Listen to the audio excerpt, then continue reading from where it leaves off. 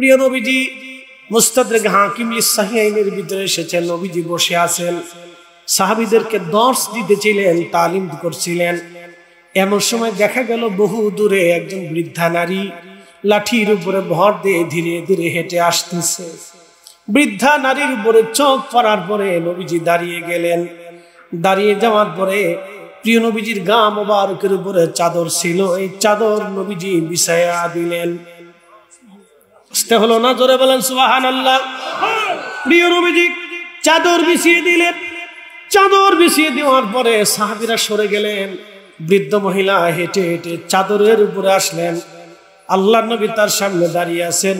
ওই বৃদ্ধ মহিলা চাদরের উপরে বসলেন, আল্লাহর নবীও চাদরের পাশেই বসলেন। বৃদ্ধ নারী কি যেন বলতেছিলেন, আর ওই রহমতের নবীজি মাথা নুয়ে নুয়ে নুয়ে নুয়ে নুয়ে তার কথাগুলি শুনতেছিলেন। বিনয়ে বিনয়ে কথা শুনতেছিলেন, নরম স্বরে স্বরে নবী কথা বলতেছিলেন। আল্লাহর নবীর স্বর ছিল অত্যন্ত নরম, নরম ভাষা দিয়ে তিনি কথা বলতেছিলেন। মহিলা কি যেন বলে, নবীজি নরমে নরমে কথা বলতেছিলেন। মহিলার কথাবার্তা শেষ, বৃদ্ধ মহিলা দাঁড়িয়ে গেলেন, আল্লাহর নবীজিও দাঁড়িয়ে গেলেন। বৃদ্ধ মহিলা হাঁটা শুরু করলেন। যতদূর পর্যন্ত দেখা যাইতেছিল নবীজি পথের দিকে তাকিয়ে রইলেন। সাহাবায়ে কিরাম এসে বলেন, ইয়া রাসূলুল্লাহ, এই ভদ্র মহিলাকে, এই সম্মানিত নারীকে যে আপনার গায়ের চাদরের উপরে বসে, যেই চাদর পাওয়ার জন্য আমরা সাহাবীরা দেওয়ানা, সেই চাদরের উপরে আপনি বিছাইলেন, এই ভাগ্যবতী নারীকে যে আপনার চাদরের উপরে এসে বসলো। এই বৃদ্ধ মহিলা কিভাবে কথা বললেন, আপনি বিনয়ে বিনয়ে কথা বললেন। উনি কে? নবীজি চোখের পানি ফেলে দিয়ে বললেন, সাহাবীরা রে, উনি সে আমার মা।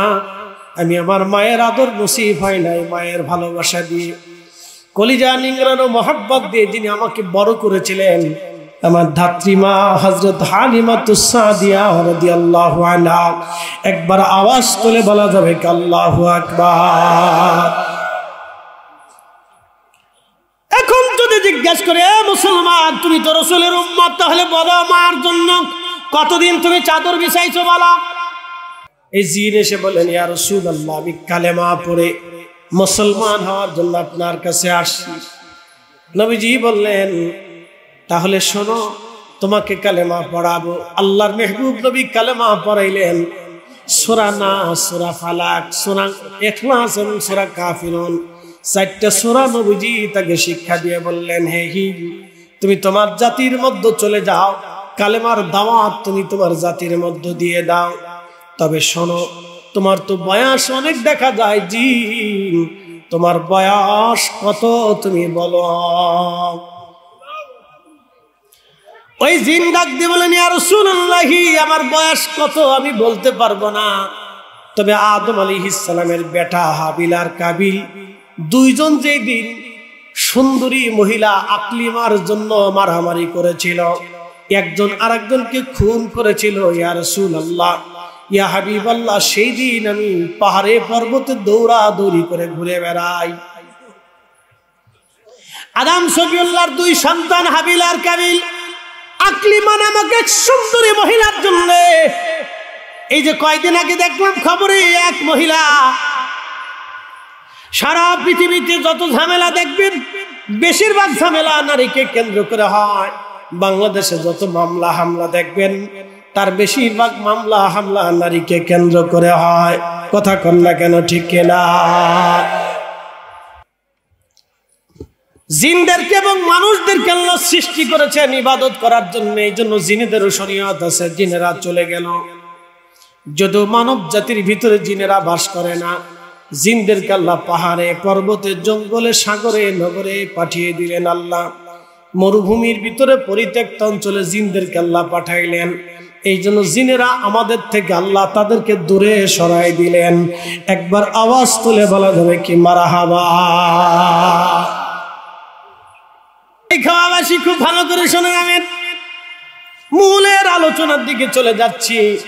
সব যদি আল্লাহর হয় তখনই আল্লাহ বলেন, ইয়া معشر الجن والإنس إن استطعتم أن تنفذوا من أقطار السماوات والأرض فانفذوا لا تنفذون إلا بسلطان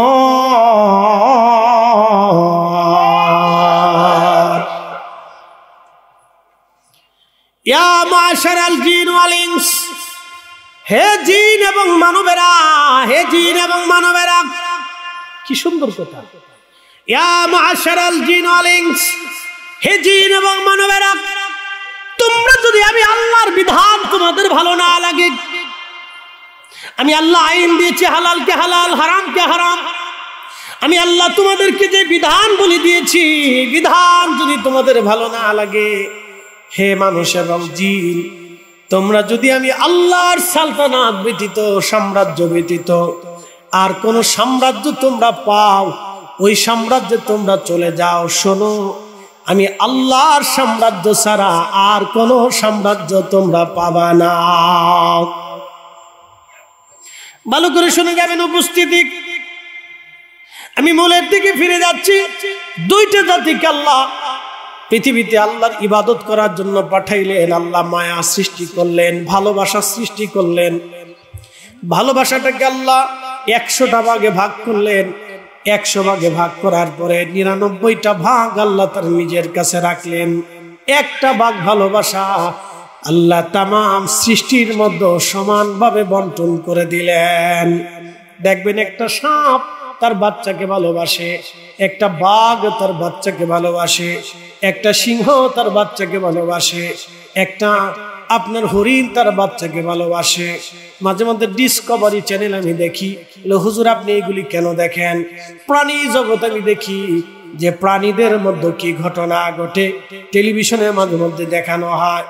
মাঝে মধ্যে দেখি সিংহগুলি, বাঘগুলি, আহা মহিষের দলকে দাবড় দিয়েছে ধরার জন্য। সমস্ত মহিষ পালিয়ে চলে গেল, কিন্তু মা মহিষ আর বাচ্চা পিছনে পড়ে গেল। সব মহিষ পালিয়ে চলে যা, কিন্তু মা মহিষটা তার বাচ্চা ছেড়ে পালায় যায় না। ওই বাচ্চাটিকে বাঁচানোর জন্য মা মহিষ বাঘের সাথে, সিংহের সাথে লড়াই করতে থাকে, মারামারি করতে থাকে। যত সময় পর্যন্ত জীবন থাকে একটা মা সন্তান বাঁচানোর জন্য তত সময় পর্যন্ত লড়াই করে। একমাত্র মানবের ভিতরে এমনও মা আছে যারা সন্তান রেখে দিয়ে পর পুরুষেরা হাত চলে যায়, ওরা কুত্তার চাইতেও নিকৃষ্ট। কথা বলেন ঠিক কিনা?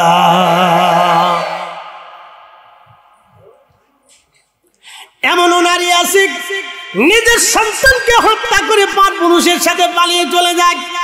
ওরা কুকুরের চাইতে নিকৃষ্ট, কুত্তার চাইতে, শুয়োরের চাইতে নিকৃষ্ট। ওরা মানব নামের কলঙ্ক, মানুষ নামের কলঙ্ক। দই খাওয়াবাসী ভালো করে শুনে যাবেন। একটা মা মহিষ নিজের জীবন উপেক্ষা করে বাচ্চাকে বাঁচানোর জন্য লড়াই করতে থাকে। আহা, এই দৃশ্য যদি আপনি দেখেন আপনার কলিজার ভিতরে ব্যথা লাগবে। কিন্তু না, একটা মা সন্তান বাঁচানোর জন্য লড়াই করে। এই জন্য আল্লাহ বললেন, বান্দারে আমার ইবাদত করবা, আমি ছাড়া আর কারো ইবাদত তুমি মনোযোগী হবে না। এরপরে আল্লাহ বললেন, বাধ্যতা করে দিলাম তোমাদের জন্য, ওয়াবিল ওয়ালিদাইনি ইহসানা। এরপরে আল্লাহ আরো বললেন, আল্লাহ থামেন নাই। আল্লাহর কোরআন থেকে যদি আপনি বুঝেন আল্লাহ থামেন নাই। এরপরে আল্লাহ বলেন, ইম্মা ইয়াবলুগান্না ইনদাকাল কিবারা আহাদুহুমা আও কিলাহুমা ফালা তাকুল লাহুমা উফ। ইম্মা ইয়াবলুগান্না ইনদাকাল কিবার, হে মানব, হে বান্দা, তোমার পিতামাতা যদি বৃদ্ধ হয়ে যায়, বয়স হয়ে যায়, যুবক রে, আপনাদেরকে বলি মাঝে মধ্যে দেখবেন কিছু মুরব্বীরা চার দোকানে চুপচাপ বসে থাকে। কি কথা কন না কেন? কিছু মুরব্বীরা চার দোকানে চুপচাপ করে বসে থাকে, চার দোকানে চুপচাপ করে বসে থাকে। এ যুবক, আপনাকে বলি, যদি পয়সা করি কাছে থাকে, ওই মুরব্বী বাবাকে এক কাপ চা খাওয়াবেন, কিছু বিস্কিট কিনে দিবেন, অথবা বলবেন বাবা কিছু খাইতে মন চাইলে বলেন। কারণ ওই বৃদ্ধ বাবাটা কারো বাবা, হয়তো টাকার অভাবে দোকানে বসে আছে, দিন শেষে এক কাপ চা হয়তো তার বরাদ্দ হয়েছে, ছেলেটা দিন মজুরি করে পয়সা করি হয়তো দিতে পারে নাই, খেতে মন চায় কিন্তু পকেটে পয়সা নাই। নিজের বাবার মতো মনে করে এই মুরব্বীকে কিছু দোকান থেকে কিনে দিবেন, খুশির মনে এমন ভাবে আপনার জন্য দোয়া করে দিবে। বন্ধু আমার, এই দোয়া এমন ভাবে আসমানে কাজে লাগবে, জীবনে কোনোদিন রিজিকের কমতি আল্লাহ আপনাকে দেবে না। অনেক ভালো কাজ আছে, বেশি বেশি করতে পারেন, তা তো করবেন না, খালি বিড়ি খাবেন। কি কথা কন না কেন? একটা বিড়ির দাম কত? 10 টাকা। ধরেন তো বিড়ি সিগারেট, যদিও আগে তো নাম বিড়ি ছিল। একটা বিড়ির দাম 10 টাকা। প্রত্যেক দিন একজন কয়টা বিড়ি খায়? যদি জিজ্ঞাসা করি যুবক, হে বৃদ্ধ, হাত পারো তো, তুমি তোমার মায়ের পায়ের মধ্যে কতবার চুমা লাগাইছ? তুমি তোমার মায়ের পায়ের মধ্যে কতবার তুমি চুমা দিয়েছ বলো তো? 100% এর ভিতরে 99 জন পাওয়া যাবে না। বলে হুজুর এই কথা কেন বলতেছেন? বলি শুনে যান। ছোট্টকালে মা আপনাকে দুলিয়ে দুলিয়ে আদর করে করে হাতে পান মধ্যে তেল দিয়ে দিয়ে মা আপনার পায়ের মধ্যে চুমা লাগাইতো। কথা বলেন। আপনার শরীরে তেল দিয়ে, আমার শরীরে তেল দিয়া, হাতে পায়ের মধ্যে তেল দিয়ে মা আমাকে খুশি করার জন্য পায়ের মধ্যে চুমা লাগাইতো। মায়ের মুখের মধ্যে পা দিয়ে দিয়ে মা আমার আনন্দ দিত। মায়ের কোলের ভিতরে বুকের মধ্যে আমার পাটা ধরে ধরে মা আমাকে আনন্দ দিত। যুবক রে, মার পায়ের মধ্যে কতবার জীবনে চুমা লাগায় হক আদায় করছো বলো? জিজ্ঞেস করলে 100 জন মানুষের ভিতরে 99 জন মানুষ খুঁজে পাওয়া যাবে না। এই জন্য ওয়াজ বুঝে যাবেন, শুধু বুঝে গেলে হবে না, বাড়ি পর্যন্ত ওয়াজ নিয়ে যাবেন। বাংলাদেশের মতো এত ওয়াজ পৃথিবীর কোন দেশে হয় না, কোন দেশে হয় না। কয়েকদিন আগে আমি মালদ্বীপ মাহফিল করে এসেছি, মালের ভিলা কলেজে। ভাইজান, মালের মাল, ফুলে থেকে মালে মাঝখানে সুন্দর একটা সেতু আছে সাগরের উপরে, খুবই চমৎকার সুন্দর একটা দেশ। আমি মাহফিল করার পরে ছেলেরা বলল, হুজুর আসেন রাতের বেলা সাগরের পার থেকে ঘুরে আসি, ব্রিজের উপরে যাই, সুন্দর আবহাওয়া আসবে, সাগর সুন্দর দেখা যাবে। রাত্রিবেলা যাওয়ার সময় আমি হেঁটে হেঁটে গেলাম, রাস্তার পাশ দিয়ে বহু নারীরা হেঁটে হেঁটে যাচ্ছে। আমি বললাম রাত 2টা বাজে, এখন এত রাতে মালে হুলে মালের রাজধানীতে মেয়েরা হেঁটে যায়, কোনো পুরুষ কি তাদেরকে ধরে না? ছেলেগুলি বলল, হুজুর এটা বাংলাদেশ না, এটা মালদ্বীপ। হুজুর এটা উন্নত বিশ্ব। সারা রাত্র যদি কোনো নারী সারা রাজধানী রাস্তাঘাট দিয়ে সাগরের পাড় দিয়ে হাঁটে, একটা ছেলেও তাকে ধরতে যাবে না, একটা যুবক তাকে ছবে না, তাকে জিজ্ঞাসাও পর্যন্ত করবে না। এদেশের আইন এত সুন্দর, একমাত্র বাংলাদেশে আপনার মেয়েটাকে, যুবতী মেয়েটাকে বুরকা পরায়াও যদি আপনি রাস্তায় রাত 8টার পরে ছেড়ে দেন, তাহলে বাড়ি পর্যন্ত আসবে, কোনো গ্যারান্টি পাওয়াটা বড় মুশকিল। এটার নাম বাংলাদেশ। কথা বলেন ঠিক কিনা? অথচ আমরা কোরআন পণ্য বলা জাতি লজ্জা করে আমাদের এই দৃশ্যগুলি দেখতে। রব্বুল আলামিন আইন করলেন, আমি ছাড়া আর কোনো ইবাদত করবে না, শুধুমাত্র আমি রবের ইবাদত তুমি করবে। ওমা খালাকতুল জিন্না ওয়াল ইনসা ইল্লা লিয়াবুদুন। জিন এবং মানুষ, এই যে ভূখণ্ডের উপর আপনি বসে আছেন, যে মাটির উপরে আজ আপনি বসে আছেন, যে দই খাওয়াতে আপনি বসবাস করেন, এখানে জিনেরা বসবাস করত, জিনেরা আবাদ করত। মানব জাতির আগে আল্লাহ জমিনে একটা জাতি পাঠিয়েছিলেন, সেই জাতির নাম জিন। জিন জাতির আদি পিতার নাম তারান্নুস, উপাধি আবুল জিন। ওয়া খালাকাল জান্না মিন মারিজিম মিন নার।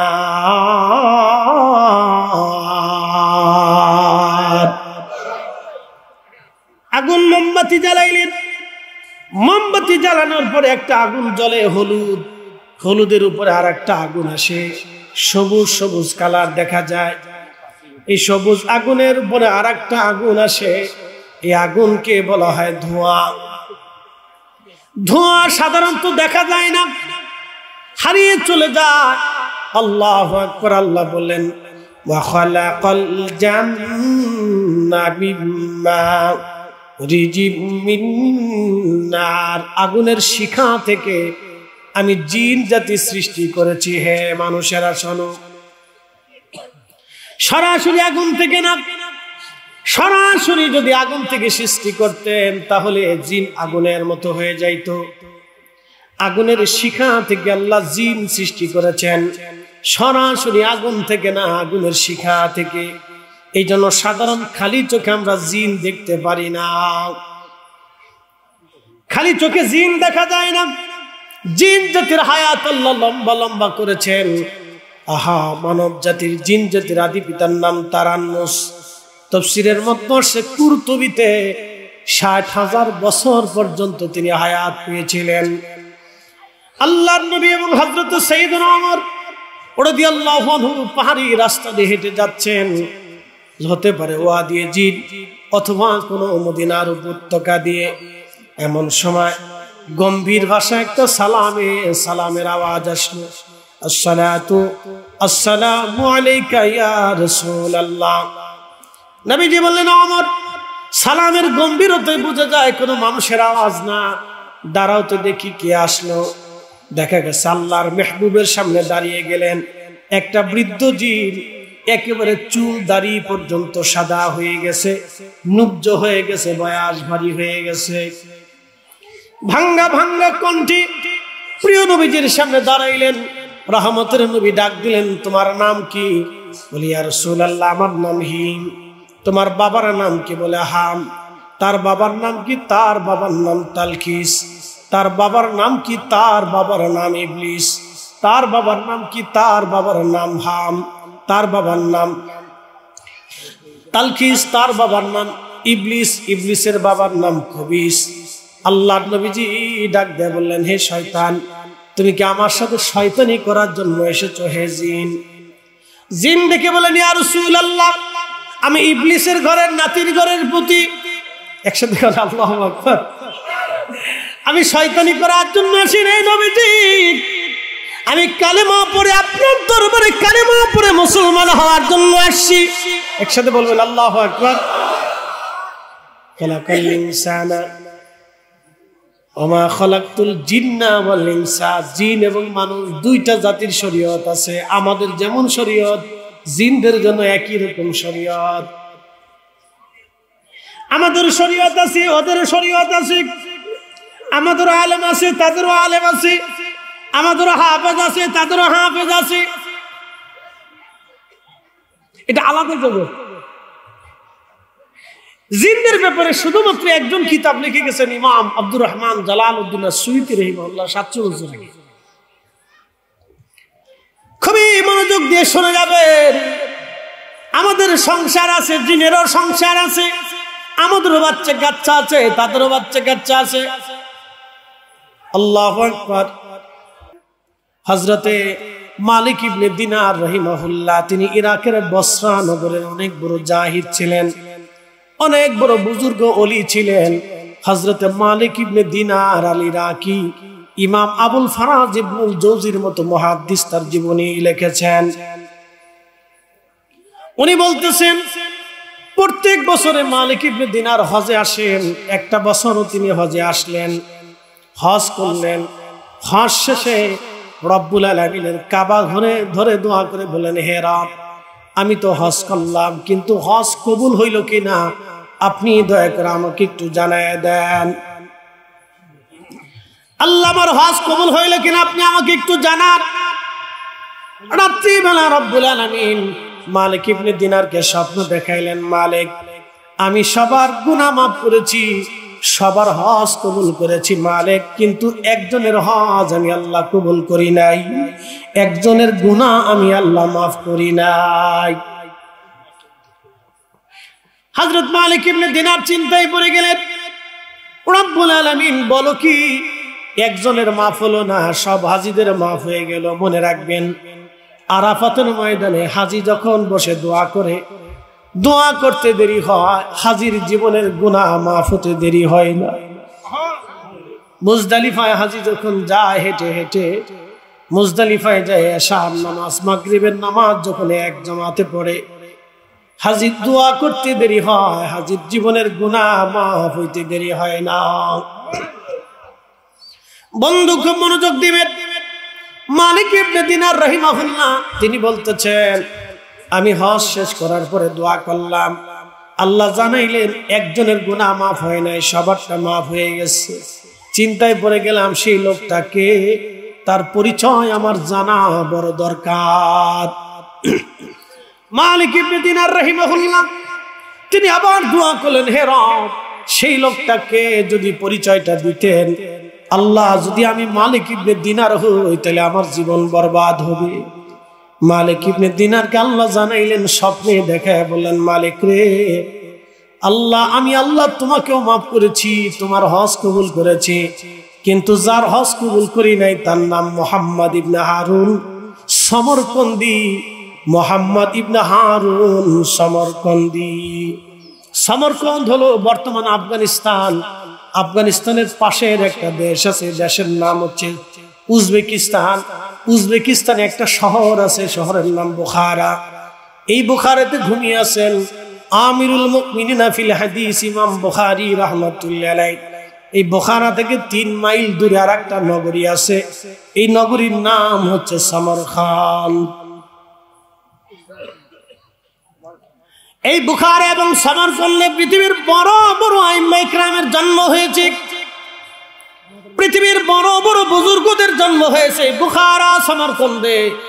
পৃথিবীর বড় বড় বুজুর্গ খা বাহাউদ্দিন নকশবন্দ বুখারী, আল্লামা ইমাম মাতুরিদি, ইমাম আশআরী, ইমাম ইসফাহানি, পৃথিবীর ইমাম বুখারীর মতো বড় বড় মুহাদ্দিসদের জন্ম, বড় বড় ফকিহ, বড় বড় বুজুর্গদের জন্ম এই সমরকন্দ বুখারাতে হয়েছে। মুহাম্মদ ইবনে হারুন সমরকন্দি। হযরত মালিক ইবনে দিনার চিন্তায় পড়ে গেলেন লোকটা কোথায়, খুঁজে দেখে আসি। তিনি হেরেমে আসলেন, তাহাজ্জুদ পড়লেন, ফজর পড়লেন। ফজর শেষ করার পরে আহলুল মক্কা হারামবাসী যারা, তারা তো নামাজ আসছিল, তাদেরকে জিজ্ঞেস করলেন, হে মক্কাবাসী বলো তো তোমরা কি মুহাম্মদ ইবনে হারুন সমরকন্দি নামে মক্কায় কাউকে চেনো কিনা? তখন মক্কাবাসী নামকে বলতেছি, হে আল্লাহর বান্দা আমরা তাকে চিনি, মুহাম্মদ ইবনে হারুন সমরকন্দি নামক একজন ব্যক্তি আছে, প্রত্যেক দিন এই হেরেমে এসে মাগরিব পরে ফজরের নামাজ পর্যন্ত সে থাকে, মাকামে ইব্রাহিমের মধ্যে সে ইবাদত করে, একদিন আর 2 দিন না 40 বছর পর্যন্ত একটানা ইবাদত করে। একসাথে বলবেন আল্লাহু আকবার। 40 বছর ধরে হেরেমে মাকাম ইব্রাহিমে এসে নামাজ পড়ে মাগরিব থেকে ফজর পর্যন্ত। তবে ফজর হয়ে যাওয়ার পরে সে মক্কার বিরান ভূমিতে একটা গাছ আছে, এই গাছের ছায়ার নিচে সে সারাদিন নামাজ পড়ে, জিকির করে। 40 বছর ধরে সে রোজা রাখে, হারাম দিন ব্যতীত কখনো সে রোজা ছাড়ে না। হযরত মালিক ইবনে দিনার চিন্তায় পড়ে গেলেন, এত বড় বুজুর্গ কিন্তু হজ কবুল হয় না, দোয়া কবুল হয় না। 40 বছর ধরে মাকাম ইব্রাহিমের নামাজ তো বুঝতেই পারতেছেন, 4টি খানি কথা না, 40 বছর ধরে মাকাম ইব্রাহিমে নামাজ পড়ে, 40 বছর ধরে নামাজ পড়ে, 4টা খানি কথা না। হে বাজারের ব্যবসায়িক ভাইরা, এলাকাবাসী, মহল্লাবাসী, আমি জানি বহুদূর থেকে বিভিন্ন জায়গা থেকে যারা আসছেন কথা শুনে যাবেন, বাড়ি চলে যান না, কতদিন কত দূরে যাবেন, কবরের পরে আর কোনো ঠিকানা নাই। কবর পর্যন্ত পাসপোর্ট করে ভিসা লাগাইয়া আমেরিকাও গেলে কবরে যেতে হবে, ডেনমার্কে গেলেও কবরে যেতে হবে, সুইজারল্যান্ডে গেলেও কবরে যাওয়া লাগবে, মহাসাগরের গভীরেও যদি চলে যান কবরে যাওয়া লাগবে। কবর ছাড়ার কোনো রাস্তা নাই। হাত্তা যুরতুমুল মাকাবির, কবর পর্যন্ত, কবরের পরে আর কোনো রাস্তা নাই। দাই খাওয়াবাসী ভালো করে শুনে যাবেন, হযরত মালিক ইবনে দিনার রাহিমাহুল্লাহ বিরাট বড় বুজুর্গ আল্লাহর ওলি। ইরাকের বসরা নগরে তার জন্ম হয়েছিল। প্রথম জীবনে তিনি মদপায়ী ছিলেন, তিনি ট্যাক্স আদায় করতেন, তিনি এনআরবি দুদকের কর্মকর্তা ছিলেন। ভালো করে শুনেন, কোটি কোটি টাকার মালিক ছিলেন, হালালে হারামে দুই নম্বরই করিয়া বহু টাকা রুজি করেছিলেন হযরত মালিক ইবনে দিনার। কিন্তু পরবর্তীতে এমন ভাবে তওবা করলেন, দুনিয়া বিরাগী জাহেদ হইয়া আল্লাহকে পাওয়ার জন্য তিনি একেবারে দিনহীন হইয়া আল্লাহ পাওয়ার জন্য, আল্লাহকে খুশি করার জন্য বেরিয়ে গেলেন। মালিক ইবনে দিনার তিনি খুঁজতে খুঁজতে সেই বিরান ভূমিতে গেলেন। গাছের নিচে দেখলেন একজন ভদ্র ব্যক্তি খুব নীরবতার সাথে, খুব একিনের সাথে ধীর স্থির ভাবে সে নামাজ পড়তেছে, যেন মনে হয় কোনো চিন্তা ভাবনা নাই, ধীর স্থির ভাবে নামাজ পড়তেছে। কিন্তু তার ডান হাতটা কবজি থেকে কাটা, না না এই টাকনু থেকে তার ডান হাত কাটা, ডান হাত নাই তার। নামাজ পড়তেছে স্থির ভাবে। নামাজ শেষ হলো, মালিক ইবনে দিনার সালাম দিলেন, জবাব দিয়ে বলেন, হে আল্লাহর বান্দা, আপনি কে? আমার মতো মিসকিনের কাছে আপনি এসেছেন। মালিক ইবনে দিনার বলেন, আমি মালিক ইবনে দিনার আল ইরাকি আল বসরি। মুহাম্মদ ইবনে হারুন সমরকন্দি বলল, হুজুর আমি আপনার নাম শুনছি, আপনি অনেক বড় জাহিদ, অনেক বড় দুনিয়া বিরাগী বান্দা। আই ভাইজান, জাহিদ হলো যারা দুনিয়া বিরাগী হইয়া শুধু আল্লাহর জন্য রাস্তায় বের হয়ে যায়, তাদেরকে জাহিদ বলা হয়। এই কাজকে মুজাহাদা বলা হয়। এটা সবার ভিতরে। সাহাবীদের মধ্যে হযরতে আবু যর গিফারি ছিলেন, মুআসাল কারনি ছিলেন, মুজাহাদার সাহাবী। তো বন্ধু খুব মনোযোগ দিবেন। হযরত মালিক ইবনে দিনার ডাকতে বললেন, না না, আমি তো অত বড় বুজুর্গ না। পৃথিবীর মধ্যে শ্রেষ্ঠ বুজুর্গ ছিলেন হযরতে ওমর ইবনে আব্দুল আজিজ, যিনি বাদশাহী পাওয়ার পরে দুনিয়া বিরাগী হইয়া কবরে চলে গেছে। ভাইজান আমার, খুব মনোযোগ দিয়ে শুনে যান। হযরতে মালিক ইবনে দিনার বলেন, হে আল্লাহর বান্দা, আপনার পরিচয় কি?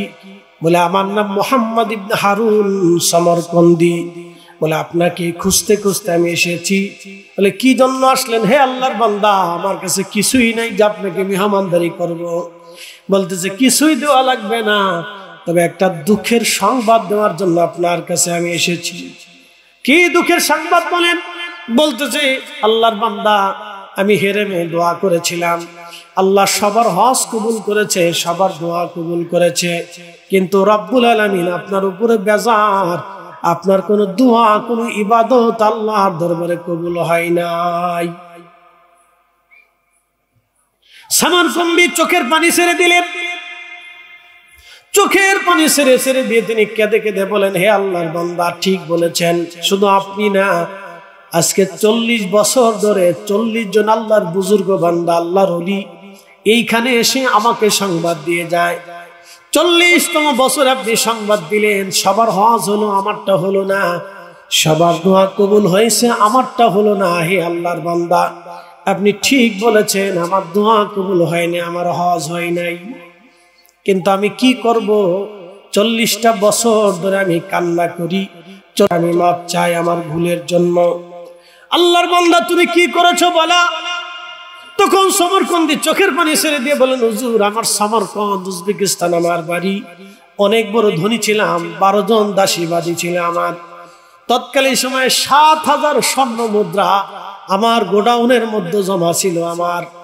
আমার রত্ন ভান্ডারে, আমার সম্পদ ভান্ডারে 7000 স্বর্ণ মুদ্রা ছিল। বর্তমানে মিনিমাম হলো 7,000 কোটি টাকার সম্পদ হতে পারে।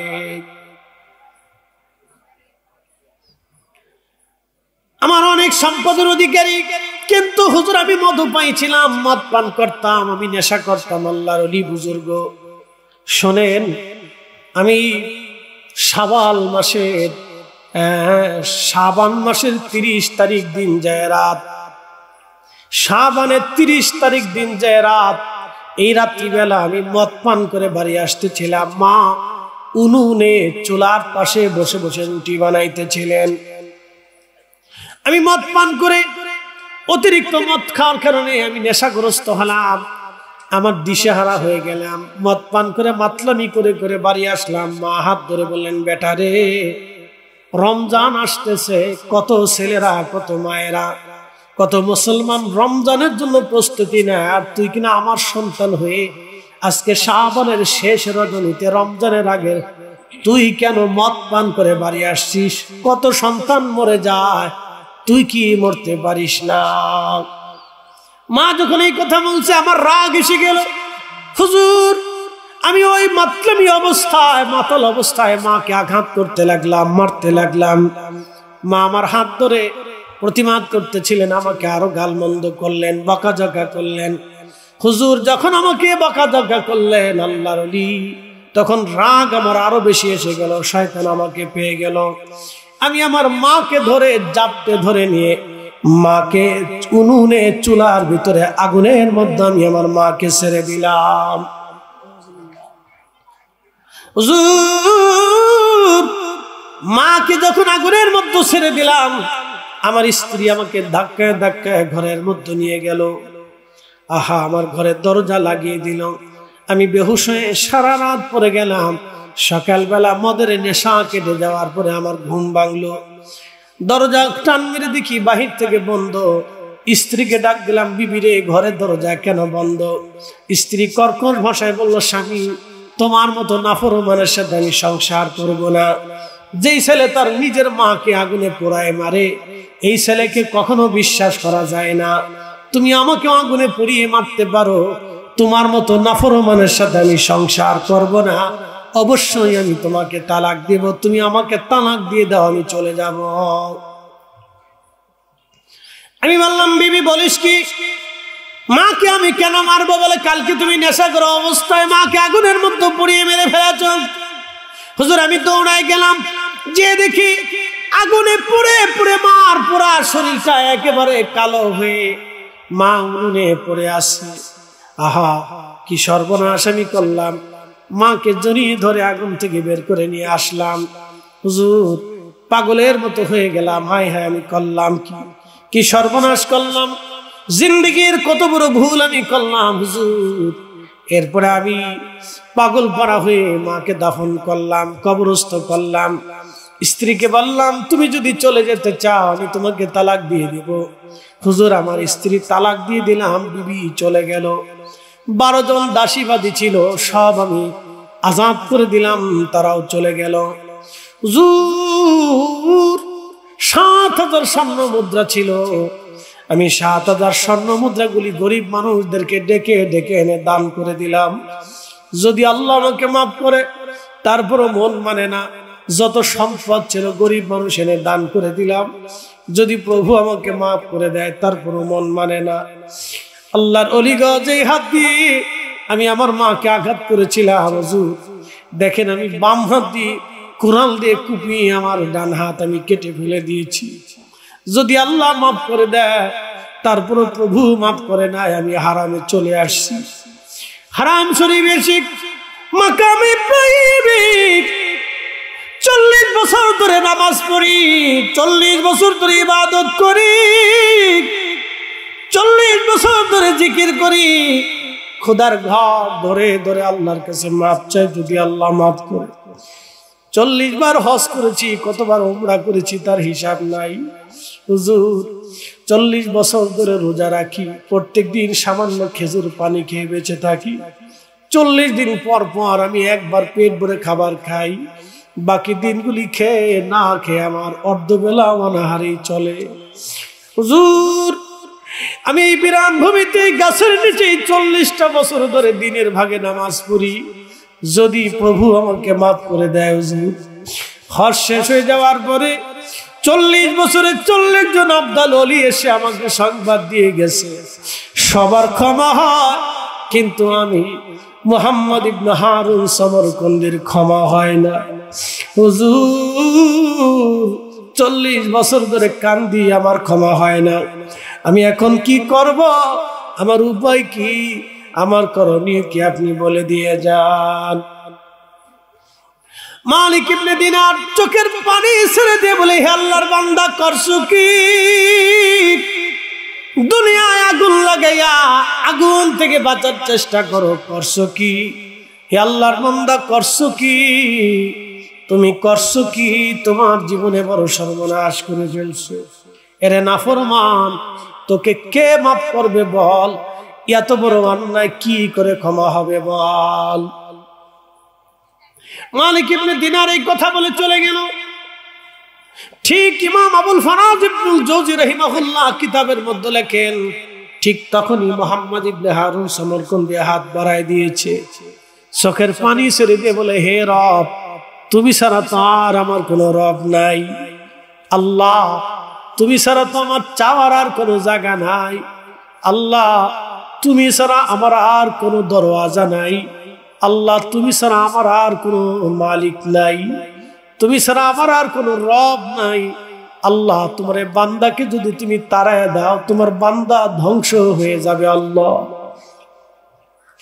আল্লাহ, তোমার বান্দাকে যদি মাহরুম করো, বান্দা কোথায় যাবে? ইয়া রব, রাব্বি, 40টা বছর ধরে একটা ভুলের জন্য আমি মাফ চাইতেছি। আল্লাহ, 40 বছর ধরে ক্ষমা চাই। আল্লাহ, বিনিময় 40টা বছর ধরে হারামে আমি ইবাদত করতেছি। আল্লাহ, আল্লাহ, আজকে যদি তোমার বান্দারে ফিরাও, এ বান্দা ধ্বংস হয়ে যাবে। আল্লাহ, তুমি দয়া করো। এভাবে বিনয়ে বিনয়ে বিনয়ে বিনয়ে কাঁদতে ছিল ইমাম জৌজি। লিখতেছেন, হযরতে মালিক ইবনে দিনার মুসাফির খানায় যে রাত্রিবেলা ঘুমিয়ে পড়লেন, স্বপ্নের ভিতরে দেখেন রাহমাতুল লিল আলামিন নবীজি হযরত মালিক ইবনে দিনারের মুসাফির খানায় তশরিফ গ্রহণ করেছেন। একবার জোরে বলা যাবে কি মারহাবা? সহিহ বুখারীতে নবীজি বললেন, মান রাআনি ফিল মানামি, মান রাআনি ফিল মানামি ফাকাত রাআল হক। যে আমাকে স্বপ্ন দেখলো সে বাস্তব আমাকে স্বপ্ন দেখেছে, কারণ আমাকে যে স্বপ্ন দেখলো বাস্তব দেখেছে। আমি নবী স্বপ্নে নিজে আসি, ছবি আসি না। আমি নবী নিজে স্বপ্নে তশরিফ রাখি। একবার আওয়াজ তুলে বলবেন কি আল্লাহু আকবার।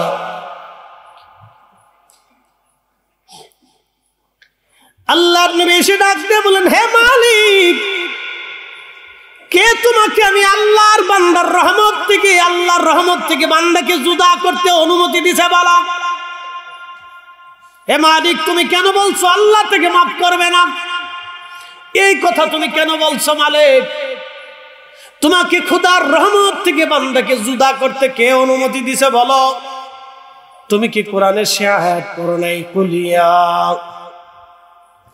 قل يا عبادي الذين اسرفوا على أنفسهم لا تقنطوا من رحمة الله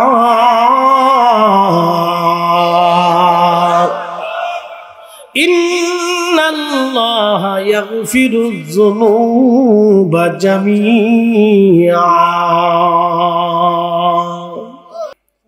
কুল হুজুর বলে দেন, ইয়া ইবাদিয়াল্লাযিনা আসরাফু, হে বান্দা, হে বান্দা, নিজের নফসের সাথে তুমি যত জুলুম করো, গুনাহ করে করে করে করে 7 আসমান যদি তুমি গুনাহে গুনাহে ভরে ফেলে দাও, 7 জমিন যদি গুনাহে গুনাহে ভরে ফেলে দাও, ভয় পেও না। লা তাকনাতু মির রাহমাতিল্লাহ,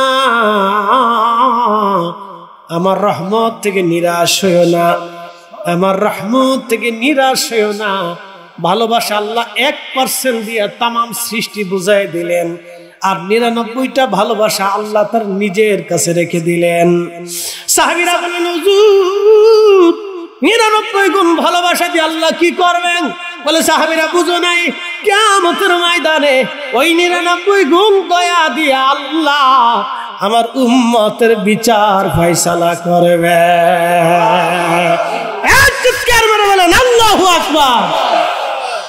আমরা সেই নবীর উম্মত, কিন্তু জুতা চুরি করি। কি কথা কন না?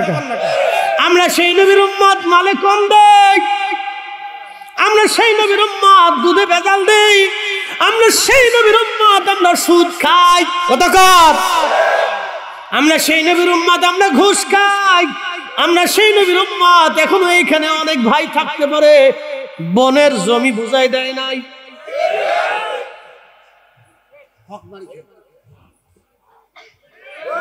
জোরে বলেন।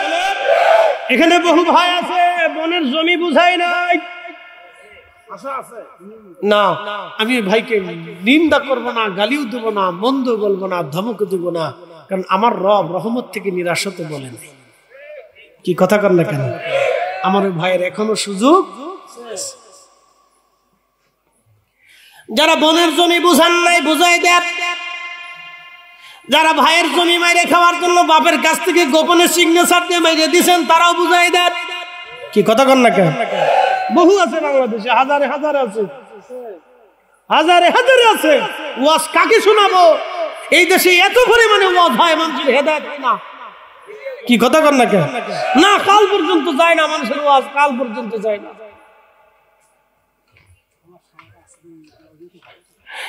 মুসলমান ভালো করে শুনে নেবেন, দইখাবাসী, আমি আপনার মঙ্গলের জন্য কিয়ামতের চিন্তা আমি কথাগুলি বলতেছি। আমি একজন দাঈ ইলাল্লাহ, একজন দাঈ, মানুষদেরকে আল্লাহর দিকে আমি ডাকি। আমার মতো বহু দাঈ বাংলাদেশে আছে, তারা মানুষদেরকে আল্লাহর দিকে ডাকি। ও উপস্থিতি, খুব মনোযোগ। আমাদের কাজ হলো মানুষদেরকে ভালো উপদেশ দেওয়া, বুঝানো আমাদের দায়িত্ব। আল্লাহ এই দায়িত্ব দিয়ে আমাদেরকে দুনিয়াতে পাঠাইলেন। আহা, আপনারা যারা এই বাগান সাজাইলেন, তারাও এই দায়িত্ব পালন করলেন। কুনতুম খায়রা উম্মাতিন উখরিজাত লিন-নাসি তা'মুরুনা বিল মা'রুফি ওয়া তানহাউনা আনিল মুনকার। একবার জোরে বলা যাবে কি মারহাবা? শুনে যাবেন হাজিরিন, এইখানে শেষ না। আল্লাহর নবী ডাক দিলেন, মালিক তুমি কি শোনো নাই আল্লাহ গুনাহ মাফ করে দিতে চেয়েছেন? মালিক ইবনে দিনার বলেন, ইয়া রাসূলুল্লাহ, ভুল হয়ে গেছে, ক্ষমা করে দেন। ইয়া নবী আল্লাহ, আল্লাহর নবী স্বপ্নে বললেন, মালিক আল্লাহর বান্দাকে যে সুসংবাদ দাও, আল্লাহ তার জীবনের অপরাধ মাফ করে দিয়েছে। তবে তবে শুনে যান, ওয়াজ শেষ হয় নাই। এই উঠবেন না, যারা বাড়ির লেগে পাগল হয়েছেন বসেন। প্রিয় উপস্থিতি হাজিরিন, প্রিয় ভাইরা আমার, খুব মনোযোগের সাথে শুনবেন। আল্লাহর নবী বললেন, মালিক যায়া তোমার আল্লাহর বান্দাকে বলো আল্লাহ থেকে মাফ করেছেন, কিন্তু কিয়ামতের ময়দানে আল্লাহ বিচার বসবে। রব্বুল আলামিন সেদিন মা তার বাদী হয়ে সন্তানের বিরুদ্ধে মা মামলা করে দিবে। আল্লাহ তো মালিক ইয়াউমিদ্দিন, বিচার দিনের মালিক। আল্লাহ বিচারে বসে যাবেন। মাকে হত্যা করার কারণে, কষ্ট দেওয়ার কারণে, আগুনে পোড়ানোর কারণে মায়ের বিরুদ্ধে, মায়ের পক্ষে মুহাম্মদ ইবনে হারুনের বিরুদ্ধে আল্লাহ রায় দিয়ে দিবেন। আল্লাহ তার নিজস্ব ক্ষমতায় আল্লাহ দয়া মাফ করছেন বটে, কিন্তু মা মামলা করবে। রব্বুল আলামিন জাহান্নামের আগুনে 3 দিন পর্যন্ত তাকে পোড়াবেন। দুনিয়ার 72 ঘন্টা সমান 3 দিন 3 রাত। দুনিয়ার 72 ঘন্টা পর্যন্ত আল্লাহ তাকে জাহান্নামের আগুনে পোড়াবে। এরপরে আমার রব তার মায়ের কলিজার ভিতরে দয়া ঢেলে দেবে। আকুর রাব্বি রাহমহুমা কামা রব্বায়ানি সগীরা।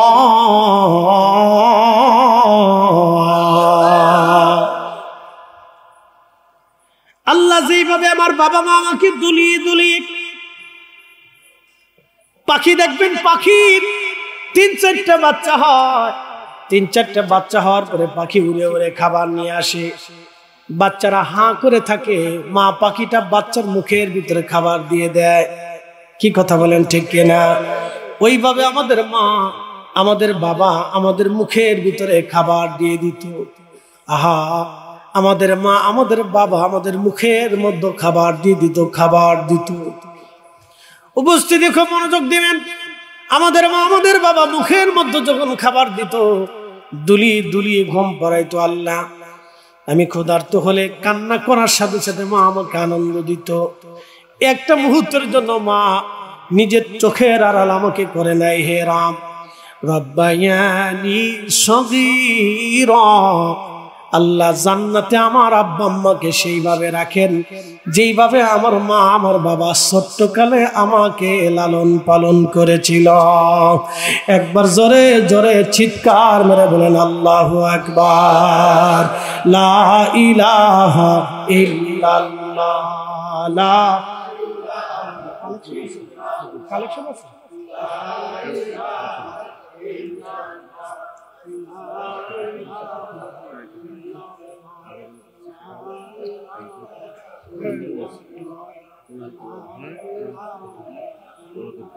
ঠিক আছে, শুনুন শুনুন। হাসবি রাব্বি জাল্লাল্লাহ মা ফি কলবি গায়রুল আহনুর মুহাম্মদ সাল্লাল্লাহু লা ইলাহা ইল্লাল্লাহ। লা ইলাহা ইল্লাল্লাহ। লা ইলাহা ইল্লাল্লাহ মুহাম্মাদুর রাসূলুল্লাহ সাল্লাল্লাহু আলাইহি ওয়াসাল্লাম। তাহলে বলেন তো, বাবা মার জন্য দোয়া দরকার আছে না নাই? প্রশ্ন রাখবেন ফরিদে হুজুর, মা মরে গেছে, বাবা মরে গেছে, এখন আমার উপায় কি? ভয় পাবেন না। আমি আগে বলেছি আল্লাহ নিরাশ করে না, আমি নিরাশ করব না। ভয় পাবেন না, চিন্তার কারণ নাই। আহা, আল্লাহ রসুলকে এক সাহাবী জিজ্ঞেস করলেন, ইয়া রাসূলুল্লাহ, মা মরে গেছেন, বাবা মরে গেছেন, আমি তো হক আদায় করতে পারি নাই। নবীজি বললেন, তোমার পিতামাতার জন্য বেশি বেশি করে দোয়া করো। কবরের পাশে যাবেন, দোয়া করবেন, কোরআন শরীফ পড়ে দোয়া করবেন এবং কোরআন খতম করে বাবা মার জন্য দোয়া করবেন। হযরত খাদিমুর রাসূল আনাস, তিনি প্রত্যেক দিন সকালবেলা বাড়িতে আসতেন, ফজরের নামাজ পড়ে বাড়ি এসে কোরআন খুলতেন, দুই এক পারা কোরআন শরীফ বাকি রাখতেন, সারা রাত কোরআন খতম দিতেন। এক দুই পারা বাকি রেখে বাড়ি এসে ওনার 100-র মতো সন্তান ছিল, নাতি নাতকুর দিয়া ওরা 2 থেকে 250-300 সন্তানাদি হবে। সবাইকে নিয়ে তিনি বসে যাইয়া বাকি 2 পারা কোরআন শরীফ তেলাওয়াত করে দোয়া করতেন। হযরত খাদিমুর রাসূল আনাস রাদিয়াল্লাহু আনহুর জীবনের ভিতরে আসা সিয়ার আলামিন নুবালাতে হযরত আনাস রাদিয়াল্লাহু আনহু বললেন, আমার সাথীরা, আমার সন্তানরা, আমি নবীজির জবান থেকে শুনেছি কোরআন খতমের পরে যেই দোয়া হয়, এই দোয়া আল্লাহর দরবারে কবুল হয়ে যায়। আল্লাহু আকবার। কোরআন খতমের পরে যে দোয়া হয় সেটা কবুল হয়। নবীজি বললেন, সাহাবী, তুমি তোমার বাবা মার জন্য বেশি বেশি করে যদি দোয়া করো, কিয়ামতের ময়দানে আমার রব আমার আল্লাহ তোমাকে বাবা মার খেদমত গুজারি সন্তান হিসেবে কবুল করে নেবে। দোয়া কি করবেন? একসাথে বলেন, ডরে বলেন না। দোয়া হবে, দোয়া হবে। কোরআন খতম দিয়ে পড়বেন। তলবে ইলমরা আছে, তাদেরকে বাড়িতে দাওয়াত দিয়ে কোরআন খতম করাবে। কোনো নিষেধ নেই, কোনো বেদাত নেই, এগুলো আজেরে ফতোয়া, কোনো নিষেধ নেই। বাড়িতে তলবে ইলমদেরকে ডেকে নিয়ে কোরআন খতম দিয়ে বাবা মার জন্য দোয়া করানো। এই কেন্দ্রীয় মসজিদে প্রতিদিন বাদ আসে 1 ঘন্টা এই কোরআনের দর্শ হয়। মারহাবা কোন, দারুণ জিনিস। আল্লাহু আকবার, আল্লাহু আকবার, দারুণ জিনিস। কখনো শরম করবেন না। যাদের বয়স বৃদ্ধ হয়ে গেছে, কোরআন শিখতে হবে। আপনি মুসলিম, যদি কোরআন শরীফ পড়তে না পারেন তাহলে জীবনের অনেক বড় ব্যর্থতা, কেউ বাদ দিবেন না। এই মজলিসে বৈশা আপনারা 1 ঘন্টা ব্যাপী বৈশা কোরআন শরীফ শিখবেন। কোরআন শরীফ পড়ার মতো এত বড় নিয়ামত, এত বরকতময় কাজ কি জীবনে কি হতে পারে বলেন তো? আল্লাহর কালাম, ইয়া রাব্বি। এই কোরআন, কোরআনের দর্শে অবশ্যই আপনারা বসবেন, অবশ্যই কোরআনের দর্শে বসবেন। আমার এক ভাই বলছেন, হুজুর পীর ধরা কি? আসলে পীর ধরা টরা কোনো শব্দ না, শব্দটা হলো বাইআত। শব্দটা কি? বাইআত। বায়াত শব্দের অর্থ হচ্ছে অঙ্গীকার অথবা বিক্রি হওয়া। বাইউন শব্দের অর্থ হলো বিক্রয়। বায়াত শব্দের অর্থ হলো নিজেকে বিক্রয় করা। কার কাছে? একজন শায়েখ অথবা মুর্শিদ, একজন বুজুর্গের হাতে। কিসের বিনিময়ে? আল্লাহ রসুলের পথে চলার শর্তে নিজেকে বিক্রয় করা। কথা বুঝাইতে পারছি আপনাদেরকে? ভালো করে শুনুন। আল্লাহ এবং রসুলের পথে চলার শর্তে একজন পীর ও মুর্শিদের কাছে অথবা একজন বুজুর্গের কাছে নিজেকে বিক্রয় করা। যেমন আপনারা এই স্কুলে ভর্তি হন না, ভর্তি হওয়ার সময় কিছু নিয়মাবলী লেখা থাকে না? মাদ্রাসায় ভর্তি হওয়ার সময় ফরমে নিয়মাবলী থাকে না? শেষে নিচে কি থাকে? যে আমি এই প্রতিষ্ঠানের সামগ্রিক আইন কানুন নিয়ম শৃঙ্খলা মেনে চলে শিক্ষা ব্যবস্থা গ্রহণ করার শর্তে, এরকম তো স্যার আছে না? এই শর্তে আমি ভর্তি হলাম। নিচে কিন্তু অভিভাবকের একটা সিগনেচার থাকে, ছাত্রের একটা সিগনেচার থাকে। এই সিগনেচারটাই হলো বায়াত, অঙ্গীকার। এই সিগনেচারটা কি? অঙ্গীকার। যে একজন বুজুর্গের হাতে ওই শর্তে বায়াত নেয়, অবশ্যই ধরতে হবে, ধরা যাবে, নিষেধ নেই। কে নিষেধ করছে? আল্লাহ নিষেধ করে নাই। সূরা মুমতাহানার 12 নম্বর আয়াতে আল্লাহ উদ্বুদ্ধ করেছেন যে তোমরা হও, অসুবিধা নেই। কিন্তু আবার যেখানে সেখানে হইেন না, যার তার কাছে হইেন না, গাঞ্জটি হিরুঞ্চির কাছে যায় না। বাংলাদেশে কারা ইমান ইসলামের প্রথম দাওয়াত দিয়েছেন? আলোচনা উপকৃত। আচ্ছা, ঠিক আছে। এখানে একটা মতামত আছে। আমি তো সারা বাংলাদেশে ঘুরি, মোটামুটি আমার সফর আছে। তো বাংলাদেশে সর্বপ্রথম একজন দাওয়াত নিয়ে এসেছিলেন সাহাবী। 4 জন সাহাবী ছিলেন। প্রথম চট্টগ্রামের যে পোর্ট আছে, বন্দর আছে, এই বন্দর এলাকাতে তিনি এসেছিলেন। তিনার নাম সাদ বিন আবি ওয়াক্কাস বর্ণিত আছে, কিন্তু সাদ বিন আবি ওয়াক্কাস সম্ভবত হবে না, কারণ সাদ বিন আবি ওয়াক্কাস রাদিয়াল্লাহু আনহুর মাজার হচ্ছে আরবে। এটা হয়তো অন্য কোন সাদ হবে, কিন্তু সাহাবী। অন্য কোন সাদ হবে, কিন্তু সাহাবী। সাদ বিন আবি ওয়াক্কাস বলতে বলতে ওই নাম হয়ে গেছে, কিন্তু সাহাবী আসলে এটা সত্যি। তিনারা আবার এই সাগর পথ দিয়ে যেতে যেতে যেতে যেতে মায়ানমারের সাগর দিয়ে থাইল্যান্ডের সাগর হয়ে একেবারে মালয়েশিয়ার মালাক্কা প্রণালী একটা সাগর আছে। আমি মালাক্কা প্রণালীতে আল্লাহর একজন ওলি, তার নাম মহিউদ্দিন আব্দুল কাদের জিলানী রাহমাতুল্লাহ আলাইহির ছেলে সুলতান আরিফিন ইসমাইল বগদাদি আল হাসানির মাজার জিয়ারত করে আসছি। মালাক্কা সাগরের প্রণালীর ভিতরে একটা দ্বীপ আছে, পুলাও বুসা। আমি সেখানে কয়েকদিন আগে মালয়েশিয়া মাহফিল করে ওখানে জিয়ারত করে আসছি। তো এই সাগর পথ দিয়ে চাইনিজদের যে একটা বন্দর এলাকা আছে গুয়াংজুতে ইনশাআল্লাহ সফর আছে আমার। এই গুয়াংজুতে তিনারা যে কালেমার দাওয়াত দিয়ে ওখানে ঘুমিয়ে আছে। একসাথে বলবেন না মারহাবা। সারা পৃথিবীতে আউলিয়া একরাম কালেমার দাওয়াতে অপরিসীম খেদমত করেছে। প্রথম খেদমত সাহাবীদের। প্রথম খেদমত কাদের? না, একসাথে বলেন, প্রথম খেদমত কাদের? সাহাবীদের। বিদায় হজের স্যার কি হজে গেছিলেন? হ্যাঁ, হজে গেছেন। তো স্যারে হজে গেছেন। তিনি জানেন যে আরাফাতের জাবালে রহমত যে পাহাড় আছে, এই পাহাড়ে দাঁড়াইয়া আল্লাহর নবী বিদায় হজের একটা ভাষণ দিয়েছিলেন। সোয়াদক্ষ সাহাবী উপস্থিত ছিল। তখন রাসূল বলেছিলেন, হে আমার সাহাবীরা, তোমাদের মাঝে কি কালেমার দাওয়াত পৌঁছেছি? তারা বলল, বালা, হ্যাঁ ইয়া রাসূলুল্লাহ, আপনি পরিপূর্ণ মতো পৌঁছাইছেন, কোনো খেয়ানত করেন নাই। তখন আল্লাহ রাসূল আকাশের দিকে তাকিয়ে বলেন, হে রাব, আপনি সাক্ষী থাকেন, আপনার বান্দারা সাক্ষ্য দিয়েছে আপনার দাওয়াত আমি পরিপূর্ণ মতো পৌঁছেছি। তখন আল্লাহ আয়াত নাযিল করলেন, আল ইয়াউমা আকমালতু লাকুম দীনাকুম ওয়া আতমামতু আলাইকুম নি'মাতি ওয়া রাদিতু লাকুমুল ইসলাম দীনা।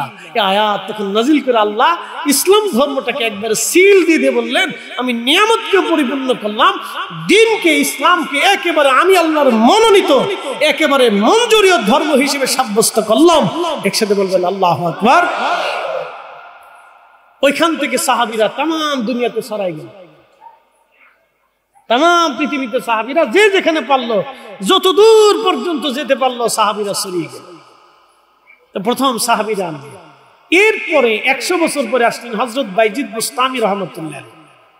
ওনার এখানে বাংলাদেশে কোনো মাজার নাই। ওনার যেটা আছে ওটা হলো দরগা। উনি ওইখানে বসছিলেন, খানকা, ওখানে বসে কালেমার দাওয়াত দিছিলেন। ওই মাহফিলে আমি অনেকবার মাহফিল করছি, এই বছরও করছি। বাইজিদ বুস্তামি রাহমাতুল্লাহ মাজার না, ওটা হলো দরগা। ওখানে মাহফিল আমি করছি, অনেকবার করছি। তো যাই হোক, উনি আসলে আর 100 বছর পরে, তার 100 বছর পরে চট্টগ্রাম আরেকজন আসলেন, তার নাম হযরত বদর শাহ আউলিয়া, মিসকিন শাহ, গরিবুল্লাহ শাহ, আরো এরকম 12 জন আসলেন। তিনাদের মাজারও আমি, বদর শাহ রহমতুল্লাহ মাজারও আমি জিয়ারত করছি। তো এরপরে শাহজালাল আমি তারও আপনার 300 বছর পরে, দুঃখিত 500 বছর পরে শাহজালাল আমি আসলেন, তারও 500 বছর পরে 360 জন নিয়ে, একসাথে বলবেন না মারহাবা, 360 জন নিয়ে আসলেন। এরকম বুজুর্গানে দিন, আউলিয়া কেরাম তাম পৃথিবীতে ইসলামের সুমহান বাণী তেনারা ছড়ানোর জন্য যথেষ্ট ভূমিকা রাখছেন, এটার কোনো অস্বীকার করার কোনো সুযোগ নেই ভাই আমার। তবে আপনাদেরকে বলি, এই উপমহাদেশে না, তাম পৃথিবীতে যত সাম্রাজ্য ছিল, আপনি উসমানীয় বলেন, এরপরে আব্বাসীয় সাম্রাজ্য বলেন, উমাইয়া সাম্রাজ্য বলেন, উমাইয়া সাম্রাজ্যের সব কয়টা বাদশা খলিফা ছিল দুনিয়া লোভী, নারী লোভী, শতা, খাটাল, বদমাশ, বেঈমান। একজন ছিল শুধু ইমানদার, তিনি ওমর ইবনে আব্দুল আজিজ রাহিমাহুল্লাহ। একসাথে বলবেন না মারহাবা। আব্বাসীয় খলিফাদের ভিতরে অধিকাংশ ছিল শতান, দুনিয়া লোভী, নারী লোভী। একজন মাত্র আল্লাহ প্রেমিক ছিলেন, তার নাম হযরত হারুনুর রশিদ রাহমাতুল্লাহ আলাইহি। ওনার স্ত্রী জুবাইদা, সারা দেখছেন নহরে জুবাইদা, এখনো আরাফাত পর্যন্ত আছে। একসাথে কোন মারহাবা। এই হারুনুর রশিদ রাহমাতুল্লাহ স্ত্রী নহরে জুবাইদা ছিলেন 25 মাইল লম্বা। যারা হজে গেছেন তারা দেখছেন 25 মাইল লম্বা নহরে জুবাইদা। হাজিদের পানি খাওয়ার জন্য এই মহিলা, মহিষী নারী তাহাজ্জুদ কাজা করতেন না। এগুলো আমাদের জানতে হবে। এরপর উসমানীয়দের ভিতরে 2 জন বাদশা খলিফা ছিলেন খুব ভালো, একজন উসমান গাজী আর একজন যে খলিফা দ্বিতীয় আব্দুল হামিদ। উনি শুধু বুজুর্গ ছিল। এরপরে যা ছিল খালি বিয়ে করতো, দাসীবাদী নিয়ে এই খালি আকাম কুকাম করে বেড়াইছে।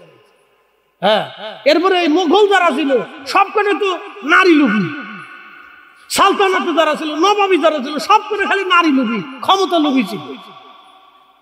বাংলাদেশ, পাকিস্তান যাই কোন সাতা সব হলো নারী লোভী, টাকা লোভী, ক্ষমতা লোভী। রাজনীতির চলে আসবেন, এদিকে যাবো। শুধুমাত্র বুজুর্গানে দিন আউলিয়া কেরাম তারা নির্বিচারে একেবারে নিঃস্বার্থভাবে এদেশে ইসলামের খেদমত করছে। একসাথে বলবেন না মারহাবা। এরপরে উলামায়ে কেরাম আসছেন, তাদেরও খেদমতের কোনো কমতি নেই, তাদের খেদমতকে অস্বীকার করা যাবে না, তাদেরও অনেক বড় খেদমত। পরবর্তীতে আইসে এই 100 বছরে উলামায়ে কেরামের খেদমত বাড়ছে, 200 বছরে উলামায়ে কেরামের খেদমত ব্যাপক হারে বাড়ছে। তার আগে আউলিয়া কেরাম বুজুর্গানে দিন বিরাট খেদমত করছে, অসুবিধা নেই। এক ভাই লেখছেন, প্রচলিত নিয়মে আমরা যে মিলাদ কিয়াম করি তা কি শরীয়ত সম্মত? কোরআন হাদিসের আলোকে আলোচনা করলে আমাদের ভ্রান্ত ধারণা দূর হবে ইনশাআল্লাহ। ধন্যবাদ আমার এই ভাইকে প্রশ্ন করার জন্য। যিনারা প্রশ্ন করছেন সকলকে মুবারকবাদ। জানার ইচ্ছাকে বলা হয় জিজ্ঞাসা। আমার এই ভাইটা লিখেছেন প্রচলিত নিয়ম, কথাটা সুন্দর, প্রচলিত নিয়ম। এখন আপনাদেরকে বলি, আজকের এই মাহফিল কি রাসূলের নিয়মে না প্রচলিত নিয়ম? বলেন এবার না, জোরে বলেন, জোরে বলেন না। মাহফিল তো রাসূলের নিয়মে হইছে না, প্রচলিত নিয়ম। আমারা দাওয়াত করে আনছেন, রাসূলের জিন্দেগীর সাহাবীদের এই সিস্টেম ছিল না। সভাপতি সাহেব নির্বাচন করছেন, এটা ছিল না। মাইক প্যান্ডেল দিয়ে এইভাবে এই সিস্টেম ছিল না। তারপরে নাম লেখছেন তাফসীরুল কোরআন মাহফিল। রাসূলের জামানাতে এরকম ছিল না। রাসূলের জামানায় ছিল হিয়া হিলাকুজ জিকির, হিয়া হিলাকুজ জিকির। হাদিসে এটা হালকাই জিকির বলে না অনেকে, এটা হাদিস সম্মত হালকাই জিকির। কন্যা মারহাবা না, জোরে কন্যা মারহাবা। হালকায় জিকির কি বলে? হালকা জিকির, হালকা হালকা মানে বৈঠক। এটা হচ্ছে হাদিসের নিয়ম। কিন্তু এইগুলি আমি নাজায়েজ বেদাত বলবো না, কারণ এইগুলি করার কারণে আপনারাও উপস্থিত হইতে পারছেন। কথা কোন ঠিক কিনা? যদিও প্রচলিত নিয়ম, কিন্তু কাজ অনেক দামি। কাজ কি? অনেক দামি, কাজ অনেক দামি। এই জন্য আমরা বেদাত বলবো না। মিলাদ যদিও আপনি বলতেছেন প্রচলিত নিয়ম, ঠিক আছে মানলাম, কিন্তু এখানে কোরআন তেলাওয়াত আছে, দুরূদ শরীফ আছে, দোয়া আছে, তারপর মানুষের মেহমানদারি আছে। আপনি এটারে তো একবারে নাসব ফেলাই দিতে পারেন না। কথা ঠিক আছে না ভাই? এখানে কি আছে? দোয়া আছে, দুরূদ আছে, এরপরে দোয়া, মানুষের জন্য মেহমানদারির তাবারকের খাবারের ব্যবস্থা আছে, ছাড়া না।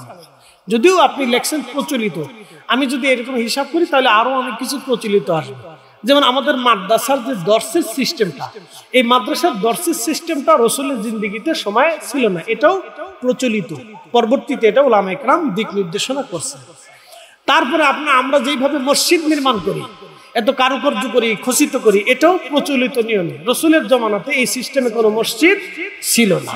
অতএব প্রচলিত শব্দ যদি বলি তাহলে ইসলামের অনেক কিছুই আমরা প্রচলিত ধরতে পারি, কিন্তু এগুলি ধরে আমরা যদি বাদ দিয়ে দেই তাহলে অনেক কিছু বাদ যায়। কথা বুঝতে পারছি?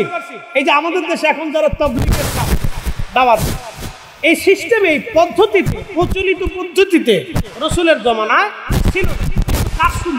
করুক, অসুবিধা নেই। আমি বেদাত বইলে, নাজায়েজ বইলে, হারাম বইলে আমি তার নিবৃত্ত করতে যাব না, কারণ আমার আল্লাহ নিবৃত্ত করে নাই। বলে কোন দলিলে?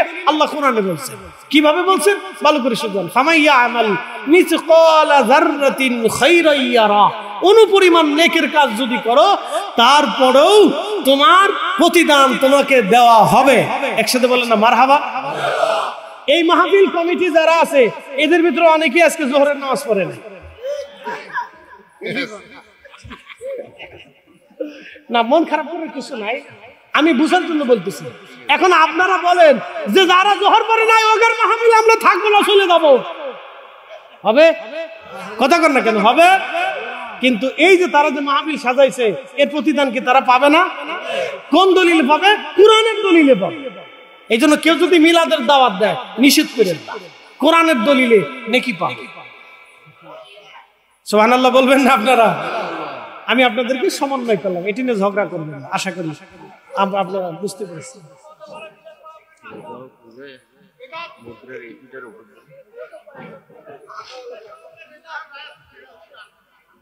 আচ্ছা, এই রোজা পূজা এগুলি একটা রাজনৈতিক প্রশ্ন, তো এগুলো আমি দেব না, এটা রাজনৈতিক পর্যায়ে চলে গেছে। এগুলি নিয়ে বহুত আলোচনা সমালোচনা হয়েছে। এগুলো যে বলছে সে ভুল বলছে, কথা ঠিক আছে না? তার ভুল হইতে পারে, মানুষের মাত্র ভুল হয়, আমরা ক্ষমা সুন্দর দৃষ্টিতে দেখি, আর কি করার আছে? সবারই ভুল হয়, আমারও কথায় কথায় ভুল হইতে পারে। তা আমি এগুলি রাজনৈতিক পেশাল, তো এই পেশালের ভিতরে আমি নাই, কারণ আমি কোনো রাজনৈতিক দলের সমর্থক না। আমি জীবনে কোনোদিন ভোট দেইনি। বলে হুজুর কারণ কি? ভোট দিতে যায় দেখি কাউরে পছন্দ হয় না, এই জন্য দিই, শেষ। আমি গণতন্ত্রে বিশ্বাসী না, আমি খেলাফতে বিশ্বাসী। এখন আপনারা মানলে মানেন, না মানলে না। চার খলিফা যেই পদ্ধতিতে রাষ্ট্র পরিচালনা করছে ওই পদ্ধতিতে যদি আসে তাহলে আমি আছি, নালি নাই, সোজা হিসাব। এবার আপনি খুশি হন আর বেজার হন, ও আমার সাথে দেখার সময়। আল্লাহ আমাদেরকে কবুল করুক, সকলে বলে না আমিন। তার কথা বাড়াবো না, দোয়ার দিকে চলে যাবো ইনশাআল্লাহ। আল্লাহ কবুল করুক, সকলে বলে না আমিন। একটু জিকিরে দুরূদ শরীফ। আল্লাহুম্মা সাল্লি আলা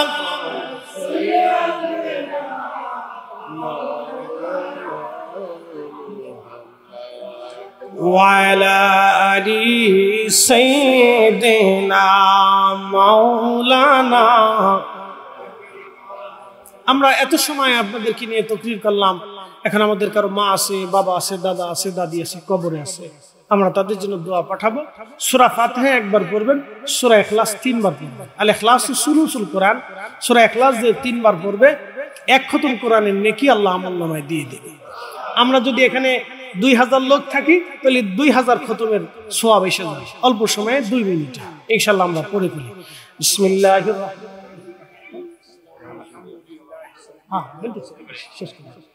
আলহামদুলিল্লাহি রাব্বিল আলামিন রহমানির রহিম মালিকি ইয়াউমিদ্দিন ইয়্যাকা না'বুদু ওয়া ইয়্যাকা নাস্তাঈন ইহদিনাস সিরাতাল মুস্তাকিম সিরাতাল লাযীনা আন'আমতা আলাইহিম গায়রিল মাগদুবি আলাইহিম ওয়ালাদ-দাল্লিন আমিন। বিসমিল্লাহির রহমানির রহিম কুল হুয়াল্লাহু আহাদ আল্লাহুস সামাদ লাম ইয়ালিদ ওয়া লাম ইউলাদ ওয়া লাম ইয়াকুল লাহু কুফুওয়ান আহাদ। বিসমিল্লাহির রহমানির রহিম قل هو الله أحد الله الصمد لم يلد ولم يولد ولم يكن له كفوا أحد. بسم الله الرحمن الرحيم قل هو الله أحد الله الصمد لم يلد ولم يولد ولم يكن له كفوا أحد.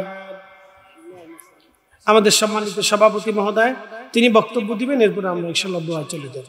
জনাব আলহাজ মাওলানা রফিকুল ইসলাম সাহেব তিনি বক্তব্য দিবেন, এরপরে ইনশাআল্লাহ আমরা দোয়ার দিকে যাব। মেহমানরা কি আর কেউ আছে? মেহমানরা কি দিবে?